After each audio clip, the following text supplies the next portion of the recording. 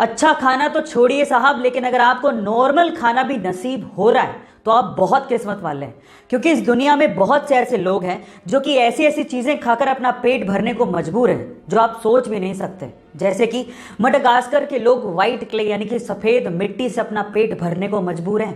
South Sudan के लोग जंगली घास खाकर अपना पेट भर रहे हैं। और हेती के लोगों के पास तो खाने को है ही नहीं, वो लोग मिट्टी में नमक मिलाकर उसके बिस्किट बनाकर खा रहे हैं। इसके अलावा फिलीपींस में जो मीट फेंक दिया जाता है कूड़े के अंदर, उसे इकट्ठा करके उसे धो के फिर से पकाकर गरीबों को खिलाया जा रहा है। इसीलिए खाना फेंकने से पहले 100 बार सोचिए। इस वीडियो को शेयर करिए ताकि ज़्यादा से ज़्यादा लोग अवेयर हो सके।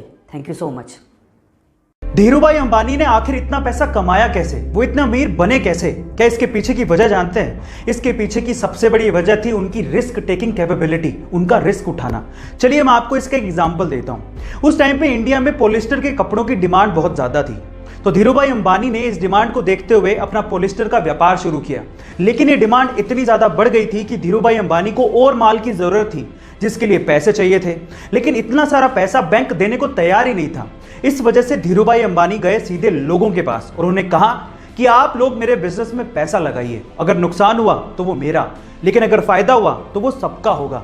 इस तरह से रिस्क उठाकर धीरूभाई अंबानी ने बहुत पैसा कमाया और यही उनकी सबसे बड़ी वजह थी। गाइस, आपका धीरूभाई अंबानी की रिस्क टेकिंग कैपेबिलिटी के बारे में क्या ख्याल है? कमेंट सेक्शन में जरूर लिखेगा और ऐसे अमेजिंग वीडियोस के लिए शेयर, सब्सक्राइब में लाइक। मिलते हैं अगली वीडियो में।